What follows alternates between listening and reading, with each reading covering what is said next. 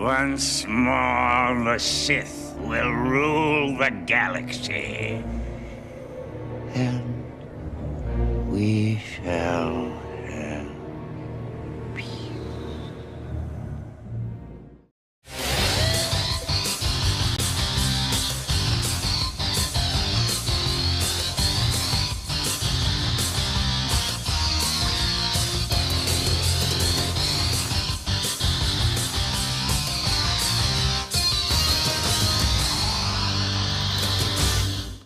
Yo, what's going on, everybody? Welcome back to another Yankees Avenue watch party. First one of 2025. Hope everybody is doing well. I missed you guys to a great deal, yo. It's been, like I said, first stream of 2025 this is, which means, Goldschmidt, I believe, was the last time we were on here, which was before Christmas. So, first, let me get that all out of the way. Hope everybody had happy holidays.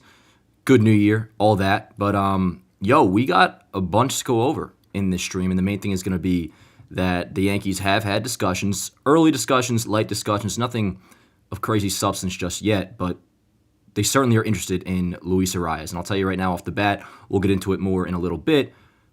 I am too. And I know this is kind of somehow turned into a polarizing topic, which from one end of the spectrum I do understand when it comes to his defense. But we'll get to that in just a little bit. Of course, since the last time we spoke, some other things have went down, like Gleyber Torres has signed with the Tigers for 1 year, $15 million.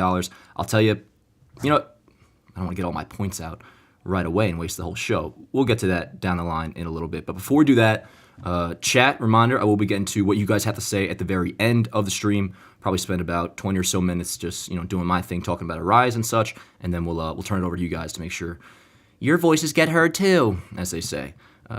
You guys know I love you. Good to see you. We also will be doing a giveaway announcement in a little bit halfway through the show, most likely. But before we get into it, really quick, if you guys could, if you're not already, give a follow to Yankees Avenue on Instagram and on Facebook as well. Reminder that for up-to-the-minute coverage, like the second news breaks, whether it's a potential Luis Arraez deal or whatever news breaks with the Yankees and come regular season, day in, day out, up-to-the-minute news, that will all be on Instagram and Facebook at Yankees Avenue first, and then we come on here on YouTube usually that night to talk about it. Which, speaking of YouTube and being live here on the watch party, on the live stream again, we're running it back, no doubt about it. I had a few people asking, which I love seeing people ask, because it means, I guess, you guys had a good time. I certainly did. But the watch parties will be back this year, no doubt about it. We actually probably will be doing a little channel update before the season gets going, which still a little bit ways away, but pitchers and catchers reporting in, 35 days.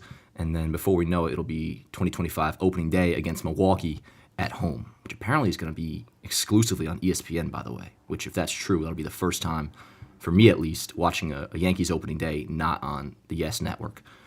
We're getting off track here. Last thing, drop a like in the stream if you guys do enjoy. Subscribe here on YouTube. We are going live every single Tuesday night in the off season, and then that'll carry us into the regular season. But let's get into it, starting off with the topic of the day, topic of the week, and that is Luis Arraez. Now, again, I want to emphasize that we can just go through the sequence of reporting here. It was first he put it out, Jeff Passan, in an article of his saying they have had discussions, the Yankees and Padres. It was also backed up by Robert Murray, who's been pretty damn good this offseason when it comes to scooping and whatnot. He backed that claim up that Yanks are interested in Arraez. They've had early conversations. Nothing's close as of yet, but they are definitely interested. Now, you also had John Heyman come out yesterday say, I don't really see it as a fit from what I'm hearing.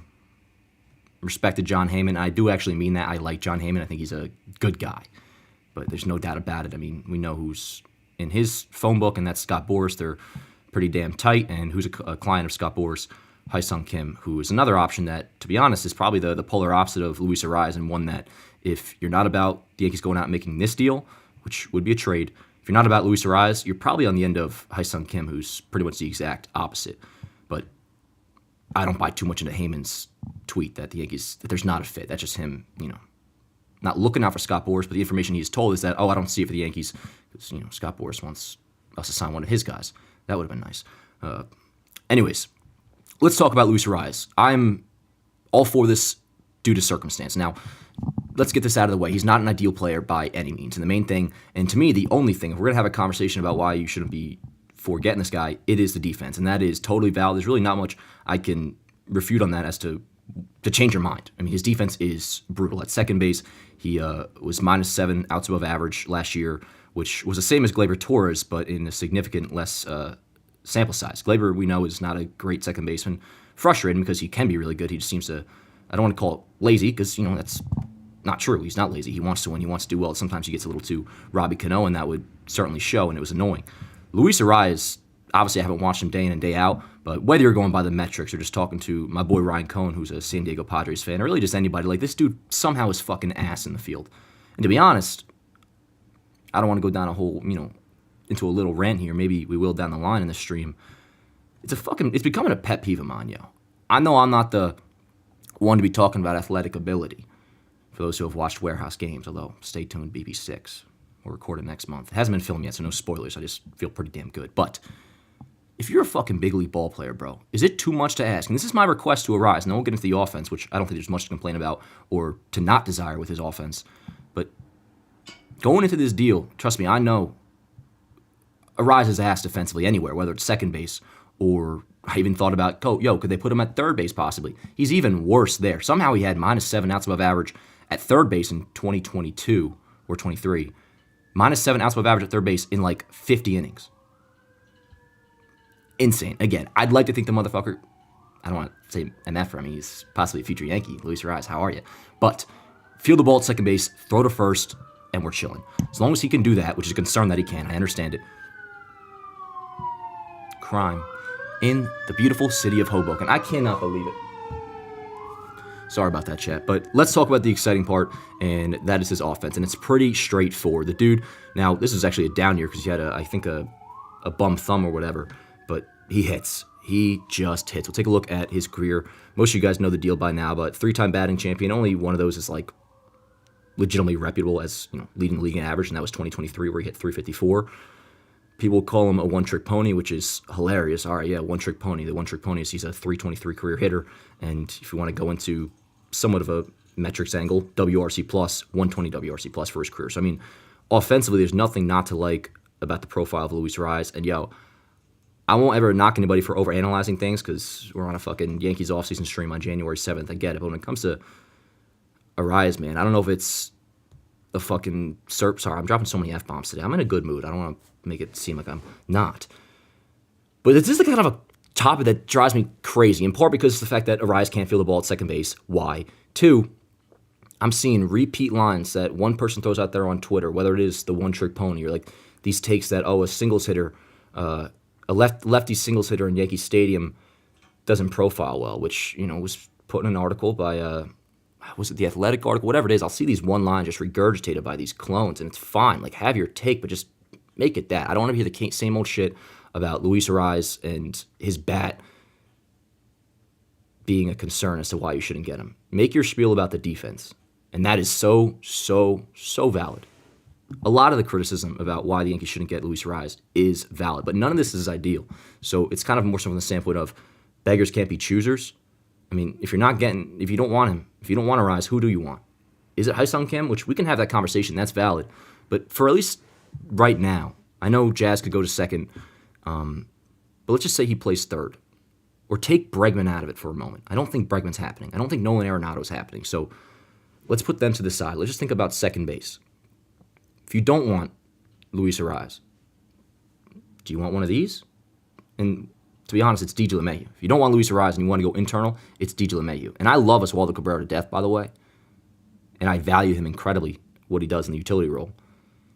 But yeah, you're asking for the dude to get exposed if you give him 600 plate appearances on a team that's, on any team for that matter, all due respect. And that goes for a lot of rookies that aren't proven. A team that has World Series expectations, I'm not really willing to roll that dice no matter how much I love him. That's not the way to go. Peraza, that's not the way to go. I put Vivas on here because I had to fill a slot in the graphic. Internal is not an option. So again, we go back to who's available free agency-wise or in the trade market. Like Ha-Seong Kim, he's a great fielder, terrific fielder. And I understand the desire behind that, but he can't hit all that much. And you look at not that much at all, really, and you look at the lineup right now, I'll tell you this. We've talked about what the current lineup is enough. What's so satisfying about the idea of getting Luis Arraez is that, we would have a lineup that writes itself. At least the top 4. And just 1 through 9 in general here. This is fantastic. If you can make this which is what it is, a black and white conversation, but just focus on one half of it, the offensive side of things, which I know you can't do, but just for sake of argument or sake of this conversation, look at the lineup. I mean, you can't really look at this and not get pretty ecstatic. I mean, Arraez and Judge at the top 1-2 fills, the airtime in this podcast itself. And shout out BBD, who I was talking to about this lineup yesterday. I originally had Wells lower. I had Goldschmidt 5, Jazz 6, with Jason splitting up Jazz and Wells in the 7-hole. But he was like, yo, what about Wells 5, which I'm totally cool with. I think most people would be too, entering the second week of September of 2024. Remember how well he was doing batting in the heart of the order. Assuming he's legit, which I think most of us would like to think he is, you bet him in the 5 slot, Arraez leading off. I mean, this is a damn good lineup. It has balance. I won't get too into the projection side of things because, DJ LeMahieu being projected for a 97 WRC plus kind of takes the validity out of that. But what I'm getting at here is offensively, taking a look at this, I assume, now I would hear your guys' opinions out, and we'll get to the chat at the end. But when it comes to offensively, it does drive me a little bit insane, people complaining about Arraez's bat. I mean, that's not the issue here. Don't worry about how a singles hitter is going to profile in Yankee Stadium. The dude's going to bat 300 at the very least. I mean, in a down year, he hit, 318 and had a bum thumb. I think it was a bum thumb. Maybe it was something else. He had some sort of an injury. But you get him in front of Judge, and he gets on base at a minimum of a 350 clip. Or let's just say go off that 346 he had last year in the down year, but you go off the career, it's 372. This dude's going to get on base. And boy, oh boy, does this Yankee lineup need that. And especially the fact that you can slot him in at leadoff, which is something we've been talking about all offseason long here. And you wouldn't even have to think about it. So going back to what I said before, with the lineup writing itself, that's how it should be with the Yankees. Now, again, this is by no means ideal. The second base defense is brutal. Everything else about him is brutal. And really, that's the defense and the base running, which goes against a lot of what, you would assume the Yankees would be going for this offseason after the World Series. It's not this simple, but I almost want to get the dude on the fucking phone and be like, yo, can you feel the ground ball and throw to first base? Are you a big league ball player? Again, I'm in no position to be talking shit chat. I know. I'm not in the big leagues. I'm doing a podcast in the Yankees. I understand. But god damn, field the fucking ball and throw to first base. If he can do that, who doesn't want this bat in the lineup batting ahead of Judge? So, given that, and again, overall, just the circumstances we're in, beggars can't be choosers. If not Arraez, then who? Now, I like Brandon Lau. We've talked about him a lot, but until we hear some rumors connecting him, the Yankees and the Rays in a trade, and like having legitimate interest in Brandon Lau that comes out via Passan or whoever, I'm not going to be talking about it all that much more. For right now, which second baseman the Yankees most linked to, it is Luis Arraez, and especially now that Gavin Lux has been traded to the Cincinnati Reds, that was an option that I was starting to entertain a little bit. Wouldn't have been thrilled with, but he finished the second half strong, and his defense, while not amazing, is certainly better than Arraez's. That would have been an interesting option. But even if he were still available, with what the Yankees need right now, which desperately is, I shouldn't say desperately because they need one more bat, but they need that one more bat so desperately that I can phrase it that way, and a leadoff hitter, this could age poorly. So I'll put it on the record now, I'm fully for this trade. I want to figure out a way for him to be a competent fielder at second base, and yes, that's maybe some blind faith in the Yankees coaching staff, some blind faith in the fact that this guy's a Major League Baseball player and he can't be this fucking bad, although that's all he's proven to be, so I get it. This is risky. And it hasn't happened yet, so I don't want to get too excited, but when I look at this lineup one more time, you can't argue that, I don't think. You can't argue this 1 through 9. This is fucking deep, dude. It's deeper than last year. No doubt about it, if they were to get Arraez. So that's where I'm at with him. Not ideal, but for right now, it's the way to go unless you have another option. And, same with, Bregman's not going to happen. Arenado's not going to happen. You guys know I'm all for Carlos Correa. That's my ideal move. I don't think that's happening. So those aside, if you're going to dispute the Arraez thing, just put Bregman, Arenado, and Correa to the side, because I just don't think they're going to happen. If they are an option, all right, word. More so Correa. I'm good off Arenado, and Bregman can die. But just talking second base options, straight up second base options, who's better than Luis Arraez right now? In my opinion. I think the only valid answer would be if Brandon Lau's available or Ha-Seong Kim, which he is available. He's a free agent. I just don't know how I'd feel exactly about that. Also, wanted to give a little refresher for those who may be out of the loop. Here's the Yankees offseason. We're getting to the stutter part of the program, chat. Yankees offseason editions so far, which we've said for a while now, more so going back a couple weeks ago, because I have developed some concern over the last, I don't know, probably a couple weeks or since last time we were on here that the Yankees could go internal at second base. Now, I don't want to make it concrete like they're married to the 301 luxury tax. They're not going to go over it because maybe they do go over. But as of right now, they're sitting right around 300. So if we're going to make a move like Luis Arraez, or if we have hope that that's going to happen and that the Yankees, assuming are going to stay under the 301, we better hope Marcus Stroman's getting traded. And that was put out today by Bob Nightingale. Not so much a surprise. We're just going to use it as like a bouncing off point because we know it's true whether Bob Nightingale tells us or not. The Yankees want to get rid of Marcus Stroman. And I want to put it out there now. I have no issue with Marcus Stroman, the pitcher, being on our staff. Now, we don't need him.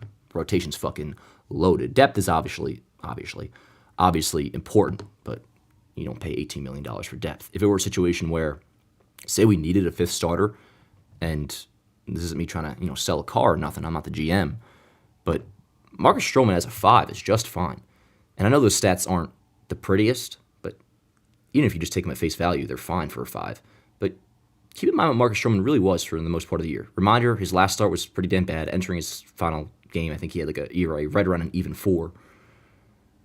But he was a pitcher for the most part outside of his June and July stretch where he was awful, which I know you can't take that out, but I do quite frequently for Carlos Rodon. Marcus Stroman gave you a chance to win games more often than not. I look at him as a quality start, which adds up to what his stats are. Quality start quality start is a 4.5 ERA. So with this pitching market, the money we're seeing given out, I still have hope that they'll be able to trade most of his $18 million salary, which if they want to get Luis Arraez, who's making $14 million this coming year, close to it, they're going to have to trade Stroman if they want to stay under the luxury tax of 301, the Steve Cohen tax, which, and I don't want to get too much in the budget. I know it kind of becomes a fucking, no pun intended, inside baseball thing. But I was talking to Beebs the other day, BBD, and I did not know this, so obviously once you cross the first luxury tax threshold, you lose draft picks, you lose international bonus money. There are consequences, legitimate consequences outside of just money. What I didn't know, and this is pretty significant, is that once you're at the tier the Yankees are at, I think it's pretty much once you cross that first tier, which this year is $241 million, you suffer all the consequences you can suffer outside of money already. So they've already lost this money, the international draft money they're going to lose. They've already lost the draft picks they're going to lose. It's just a matter of, are they spending $1.80 on the dollar or $2 on the dollar? Which, for those who don't know, once you cross 301, the Steve Cohen tax, you pay 110% tax on every dollar you spend. I probably phrased that weird. I'm not a finance guy, but hopefully you get the gist. So maybe they do go over because the consequences are just money. I don't know. But if not, you're going to need to trade Stroman to get a rise in his salary, or say it was Brandon Lau who's making over 10 mil. We're getting really into the minute details of things here, but topics, Yanks are interested in a rise, not that deep into it just yet, but there's certainly legitimate interest there. Stroman, trying to trade him. One more thing, and then we're going to turn it over to the chat. I do want to talk just for a minute about Gleyber Torres. Now, this is old news by now. Before New Year's, I think. 1 year, $15 million. He goes to Detroit. I'll tell you this, yo.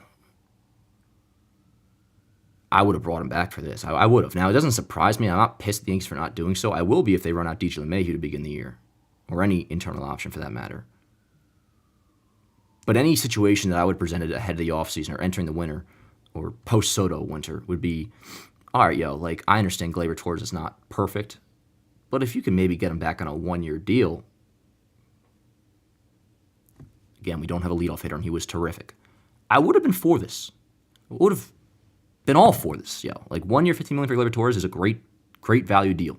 And shout out the Detroit Tigers, and shout out Gleyber, yo. I wish him well. I truly, truly do, which is not a feeling I express often about players that leave the Yankees, but obviously in Gleyber's case, it wasn't his fault. The Yankees just flat out weren't interested. So I guess what I'll get at here, kind of give him a little, let's see, do I have Gleyber Torres stats? A little goodbye. Wasn't perfect, but more and more so now with Soto being gone and the way that was handled, I appreciate guys who loved being a Yankee. And you cannot say one thing to make me think otherwise about Gleyber. I mean, it's all he's ever said. It's all he's ever been about. He wanted to be here until they pretty much told him, you can't. And I appreciate that. And when it comes to his career, yes, not as great as it could have been. I'm not getting choked up over it. It's allergies. Brutal outside, by the way. Holy shit. For what you would consider, not me, but some would call a failed prospect, I'd like to introduce you to what an actual failed prospect is. So Gleyber Torres is not the furthest thing from, but relatively speaking, yeah. Gleyber Torres was a fine Yankee, and I wish it could have worked out that he stayed. And on that money, for the way I'm feeling right now about second base and shitting bricks over it, which I'm feeling a little bit better because I'm having hope about Arraez to get that deal done. But the concern is there. The Yankees may enter the season with a lineup that looks like this, where you have DJ LeMahieu starting at second base. Or, no disrespect, I like him as utility, Oswaldo Cabrera starting at second base. If that's the case come opening day, I'll be looking back and saying, yo, why didn't we just give Gleyber Torres $15 million over 1 year? Which another thing about Arraez, by the way, and that $14 million he's making. Luis Arraez, if you get him this year for that money, that's cheaper than what you're paying Gleyber last year. So as long as they address the position, we're chilling. But you can't be letting Gleyber Torres walk, no matter how weird you felt about him, for 1 year, $15 million, and then not replace him to some degree. There's also been some reports about Jorge Polanco. The Yankees have checked in on him, which I like the idea of him as a bench bat. I've mentioned Polanco being a decent option, but that was more so if like the Yankees signed Christian Walker. You sign Polanco, you're relying on too many bounce-back candidates in both him and Goldschmidt to be key parts of your team. Not that Polanco in the 9-hole playing second would be, a guy you're banking on big time. But you get an Arraez, and this is my one last message I'll say before turning it over the checks. I know we're going on and on now.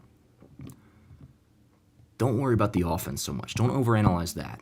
You don't got to overanalyze or dig too deep into a singles hitter. The dude's going to hit. He's not going to walk. He's going to hit. He's going to hit at least 300, probably even better. That ahead of Judge, to me, it's a no-brainer.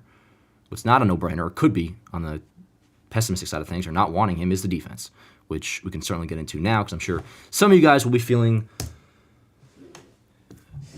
disagreement towards what I'm saying, which I understand. I definitely understand. But again, I want to emphasize, none of this is... I don't want to keep saying none of this is ideal, because I'm excited about the idea of getting a rise, don't get me wrong. It's just like, beggars can't be choosers vibes. It's kind of more so where I'm at. But let me pull up the chat and see how you guys are feeling. A reminder, if you could, before we do that, let's do a quick little giveaway thing. As always, comment below on the YouTube comments, not the live chat. So if you're in the live chat, just take it over to the comments and drop something down below for a chance to win a free Yankee shirt. We always do some sort of a word to make sure you're, entering the giveaway. As long as you include the word cold, because it's fucking cold out, chat. In your comment, at any point, you can make your point and just throw that word at the very end. I'll know you're entering, and we'll announce it on next week's stream. So, hell yeah. Also, we got my homies in the chat. Oh, yo, Feo's in here too. Let's do it. Let's fucking go. Morgan, how we doing? Appreciate you guys being fucking goats. And the rest of you, chat. But let's hear it, yo. Let's hear it, because I know the Arraez thing is definitely oddly a little bit divisive. But, again, beggars can't be choosers, I guess. Yeah, Ben Verlander was signed just before we came on here to the Giants. Good little deal for them. Hey, let's do the super chat really quick. Jack Benstead with a $10 super chat. Appreciate you, bro. Says, Dan, how would you feel about a camp breakout for second or third? I really like Yorbit or Peraza over DJ, then use the money and get Sasaki. According to The Athletic and Jim Bowden, Yanks S and the Padres are pessimistic, though. Well, Jim Bowden actually put out that Jim Bowden is predicting that the Yankees will sign Sasaki. I wouldn't take that for anything. When was the last time Jim Bowden was on a report like that? But listen, man, I respect your opinion for sure, but for a team that, like, I couldn't come on here and say I anticipate the Yankees making a World Series run, and by that I mean winning it, not just getting there, being a World Series expectation team and running it out there with DJ LeMahieu or Oswaldo Cabrera. I mean, it's not a group of guys that I get excited about a potential camp, especially because, what camp would there be? If DJ's on the team and he has a chance to win a job, he's going to win it, at least for the month of April. So I'm good, man, to be honest. Like, it's not even a world where I would really want to entertain it, to be honest, but it's certainly a possibility, and it concerns me, man. It definitely does. But I appreciate you, bro. Thank you so much. What's good, crazy man? How we doing, yo? How we doing? Dan, would you rather Bregman or Arraez? Would I rather a serial killer or a guy who can't feel the ball at second base? Arraez. You guys know, bias, I fucking can't stand Bregman, and that's just the way it is. But I certainly see the flaws in Arraez, no doubt. I thought, how you doing, Feo? Or Morgan. Dan, I DM'd you a while ago on Instagram about you, Luis Arraez. You never got back to me. Oh, I'm sorry. I definitely just didn't see it, bro. I'm sorry. I feel like Jazz is a good third base, super smooth out there. Yo, Kai, when it comes to Jazz, and we've talked about this a little bit too, I look at third base, and he played there pretty well, to be honest, being thrown on the job. But I also look at it as the position where Jazz should thrive the most, because it really is a talent-strict position. I mean, it's instincts, which I think Jazz has. It's arm strength, which Jazz has. And not that he can't handle the responsibilities of a second baseman, but in terms of just letting your athleticism show and just do your thing and be a fucking ball player, I think third base fits that better than whereas at second, he just went through a whole half an offseason of learning third base. And in my opinion, again, doing pretty well, and the metrics support that, plus 7 outs above average he had. I would trust him at second, no problem. But I don't think it's a thing where the Yankees are that much better by moving him to second than letting him to keep working at third. Now, if you were to sign Bregman or Nolan Arenado or a third baseman, if you get a third baseman, all right, word, there you go. You can move Jazz to second. So I look at it more so as it's a thing Jazz's versatility allows him to do. Just take an infield bat that could play second or third. But in terms of just him, I don't worry about his defensive ability. I actually get excited about it because the talent is there, and it's not like he'd have crazy range at third, although he could. He's got the arm, and he's got the talent. And again, I think he looked pretty okay there at third anyways. Dan looking good with this little stubble. Let's go, Serge. Appreciate you, bro. Thank you. Remember, you got to shave come spring training. Oh, trust me, bro. I know. I would never forget that. Carlos Correa could be a better get. Don't know how his deal works out, but definitely should ask the Twins about him. Yeah, the Yankees have apparently checked in on Correa, but it just went as far as that. Hey, Luna says, hi, Dan. I've not been on these live streams. All good, yo. You're chilling because I've been recovering from my dog. She passed away. She was old. I'm sorry. I'm so sorry, Luna. I'm really sorry about that. Hang in there, yo. We got you. We got you. Yeah, you don't got to say the live chat. You don't got to say cold in the live chat. That's for the comments if you want to enter the giveaway. What about a trade for Luis Garcia Jr. from the Nationals or a trade for Michael Massey with the Royals? Massey, the Yankees have had interest in. Garcia, I mean, I like him a lot, but I don't think the Nationals would trade him. He's just, a couple years into his career, and he's been pretty damn good. If he was an option, word, but I doubt it. Correa sucks. Let the Twins keep him. I disagree with that, JB. I disagree with that. I mean, he raked last year. If you go by the amount of games he played, it was the best. Like, if you're cool with the 86-game sample size, I don't want to keep saying sample size when I talk about a season that wasn't full, but it was technically the best offensive season of his career. He raked. The injuries are a concern. In his case, though, I would move him to third, less demanding on his body, and you could afford an IL sim for Carlos Correa as long as he's healthy come October. But I just don't think that's going to happen anyways. Let's see here. I think Jason Dominguez is way more important to this team than most people realize. Yeah, or whether you want to say important or somebody that people are sleeping on, even myself a little bit, yo. Like, I'll have that same thought where it's like, am I excited as excited as I should be about the fact that, like, we're finally going to be able to see a full year of Jason Dominguez, which if he's healthy, you assume, like, he's going to be hopefully decent with a chance of, like, for all we know, he's going to be a top 20 outfielder in baseball this year, maybe even better. I don't know. But, like, that is probably one of the more, like, underrated, like, hype points about what's to come in 2025, besides the fact that I'm so excited to have, like, a nice new look team with Bellinger, Goldschmidt, we'll see about Arraez or whoever else they may be getting, the pitching staff. We finally get to see Jason Dominguez do his thing, hopefully. I mean, he better. I mean, not that injuries are something you can always control, but, like, he's got to stay healthy. He's got to stay healthy. It's ridiculous when people mention, like, and I get it, but, like, actually making a point about, like, Jason Dominguez is still a prospect. Like, motherfucker, he's 21 years old or whatever he is. He's very young. That said, though, like, it's probably the most, like, by no means make or break, but kind of like, you got to show me a little something for a rookie who has had, 70 big league at bats, just guessing. So I'm pumped about it, and especially because no matter what, whether they get Arraez or whoever, Dominguez will be batting in the lower third of the lineup, which is also something I highly, highly suggest they do with Jazz and Volpe as well, particularly Volpe. But I love the idea of Jazz batting seventh, which in both these lineups, Arraez or not, I have him there. Wouldn't lead him off. Would not lead him off. Let's see. No more Verdugo. Yeah, Verdugo's not coming back. He's not coming back. Mets apparently interested, though. Dan, can you please get me back out of the stream? I have some valid points interesting, and I'm curious to see what you agree or disagree with that Arraez. I'll check it out. Just send it to me again, or just send me a fresh DM, and I'll see it. But most of it I'm sure I've covered on here, but I'd like to see what you say for sure. Will the Yankees call up Anthony Garcia? To be honest, he's not even on my radar, so no. What do you think he's get Kiki for the bench? Kike. Actually, no, he's a fucking dick. I want nothing to do with him, bro. He was yapping all over the place, as every Dodger was. So I hold grudges when it comes to that shit, bro. Like, if I don't like you, like, I have no problem saying I don't want you to be a Yankee. But then if you become a Yankee, I'm an instant fraud, and I'll change my opinion like that. But that's besides the point. I like Arraez, but no, is he a better all-around player over Donovan? I like Donovan a lot, have for a long time, and he was still pretty decent last year offensively, I believe. And he plays all over. I'm going off my blueprint memory because when I was playing the 2024 Yankees, I wanted Yankees to get him for second base. He 115 WRC plus last year with St. Louis, career 364 OBP. Yeah, no, Donovan would be awesome. 3 WAR. So excuse me, I don't know if I just said he had a down year. I guess WRC plus wise he did, but he posted the highest WAR of his career, 153 games for the first time. That's probably why. Let me check the defense out really quick, see what he's looking like. 5 outs above average at second. So, dude, I mean, Donovan would be awesome. Donovan would be awesome. So, going back to the question I said before, if you don't want to rise, who do you want? You come back to me and say Brendan Donovan.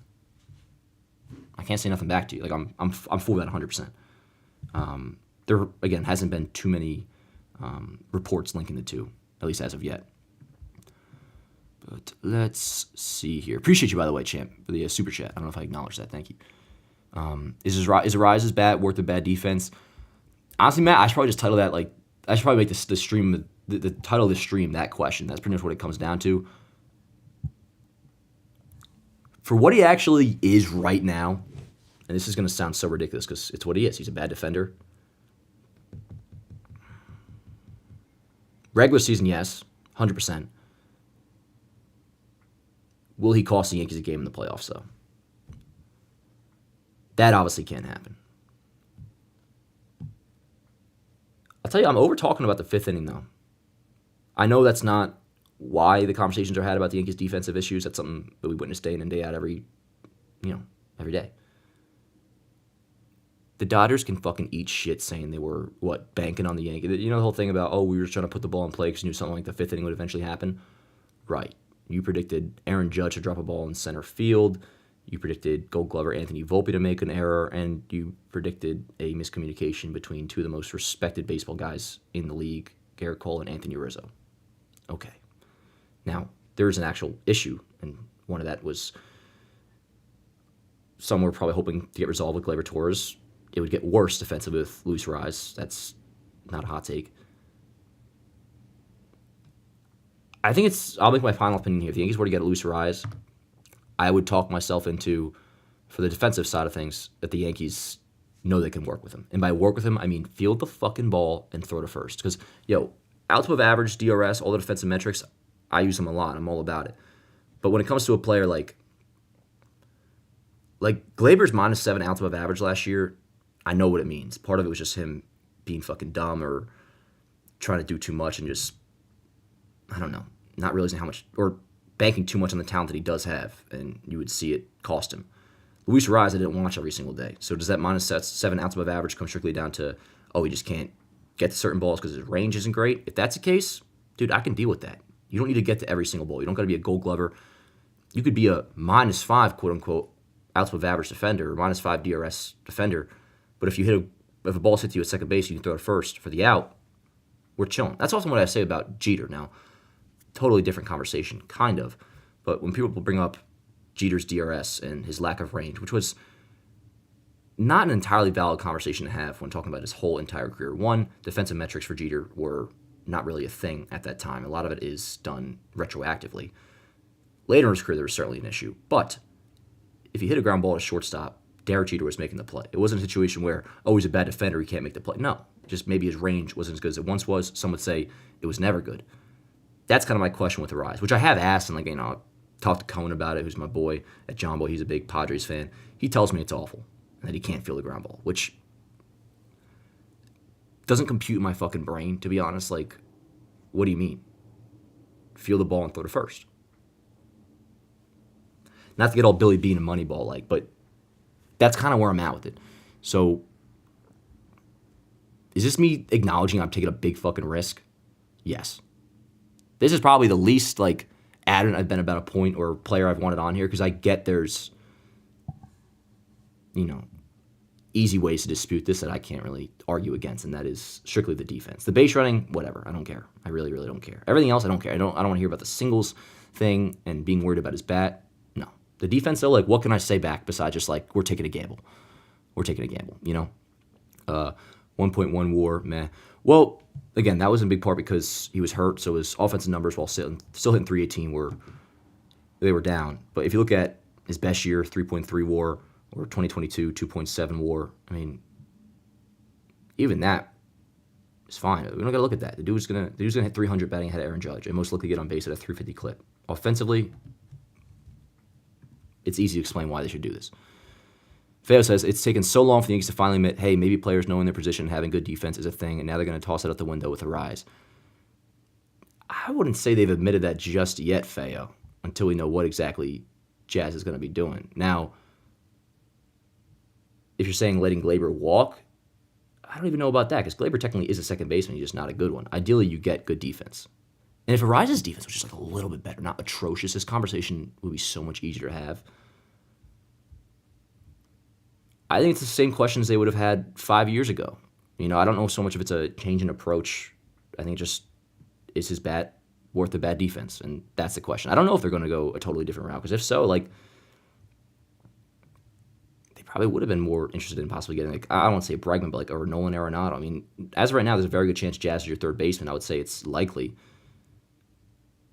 I mean, that's, even though I feel great about him, or good about him and optimistic, like, that's technically a player out of position. So I don't really know if they're going a totally different way. Then why didn't they bring Gleyber back for only $15 million? Again, I mean, Jazz is, as of right now, playing third base. But I hear what you're saying. I got the defense, dude. I definitely do. When I saw Gleyber's price tag, to me, they felt like we can do that, but we're looking for defense over bat.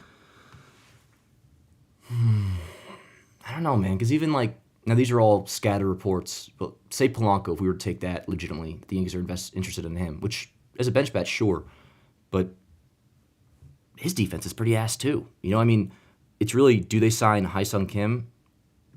Otherwise, like, who's a player that's making your defense all that much better? Unless you do get the Bregman or the Arenado and move Jazz to second base. You know what I'm saying? Like, I don't fully get that vibe yet. And I know what you're saying with Gleyber. I need to see that scenario be completed for me to make my judgment, because I don't know if it's a guarantee they go out and get, again, Ha-Seong Kim to play second base. And then that would be the total polar opposite of, like, all right, we are not overcorrecting, but correcting the issue that was Gleyber Torres getting a defense first second baseman. I don't know, man. I don't know. Gleyber's a great kid, but lazy at times, did low IQ things. The low IQ, I definitely agree with. I don't like to say the lazy thing. I really don't think it was that, because that implies to me that he wasn't trying. Gleyber wanted to win bad, but with all due respect, he was kind of just silly. Ha-Seong Kim. Oh, Ha-Seong Kim. Sorry. Yeah. Ha-Seong. Arraez would be huge for the Yankees. A guarantee 300 batting average. Yeah, I agree. I think that is a guarantee. I can't say anything about the defense other than just learn how to fucking feel the ball and throw it first, which is not a good take to have, but again, none of this is ideal. The jogging in the first in the World Series sealed Gleyber's fate. Why do I not remember that? What do you think is easier to find at the deadline, a bat or a strong defender?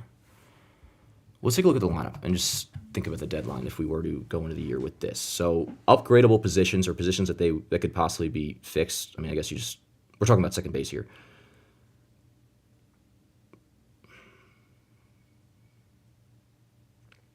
I don't know if I follow the train of thought, though, Feo, because, again, just going with Ha-Seong Kim, for argument's sake, defensive first, second baseman. If they were to sign him, that's your second baseman going into October. I don't think they're going to go out and get a bat that's poor defensively, which, even if they did, I'm not worried about Arraez costing them games because of his defense in the regular season. It's all about in October. So, I mean, even if they did begin the year defensively sound to begin, or to start things off, if they upgrade to get say they get Arraez at the deadline, what difference does that make? Not that that's exactly what you're saying, but this shit's kind of messy, man. This is not an ideal situation at all. What are the second base? I mean, I like Donovan a lot. The thing with Arraez, and again, I'm for Arraez. I'm willing to take the gamble. It's the only legitimate report we have of them connected to a second baseman that's out right now. with Gavin Lux being traded because they were also connected to him. So if a Donovan report arrives, like, no pun intended, word up. But for now, it kind of just feels like to me like, yo, it's Luis Arraez, Jorge Polanco, or DJ LeMahieu.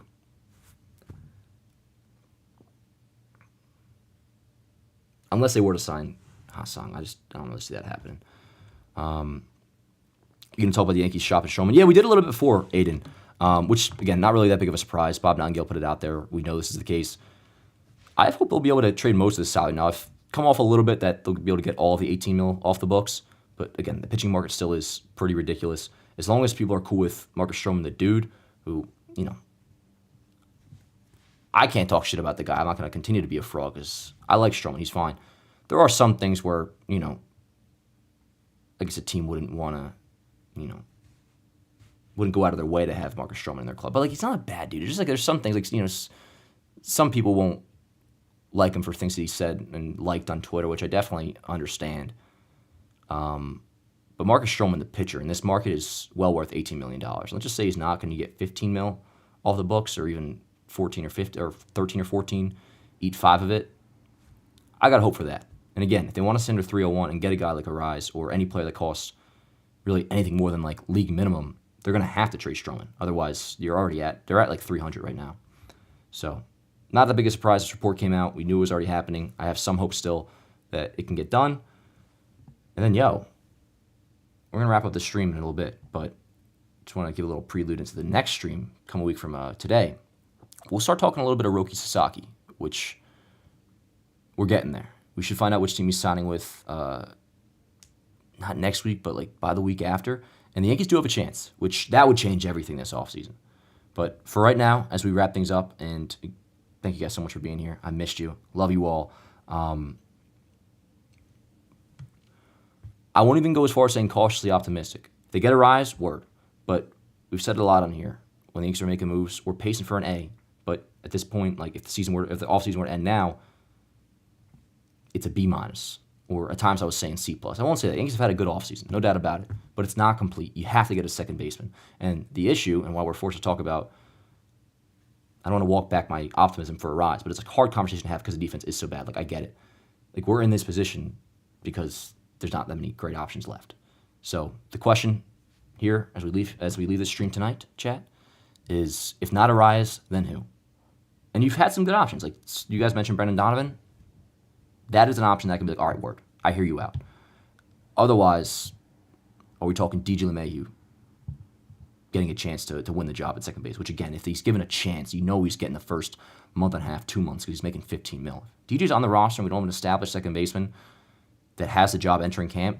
DJ LeMahieu is your second baseman. I mean, that to me is very much clear. So that's my overall message. A little convoluted, I guess.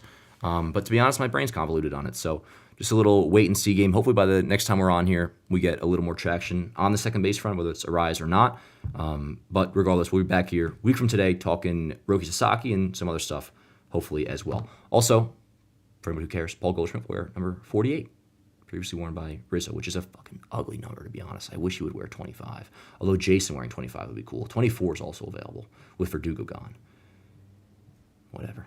Chat, I freaking love you guys. Drop a like on the stream if you don't mind, and we'll get out of here. But, Tuesday, next week. See you guys then. Until then, let's go Yankees, yo.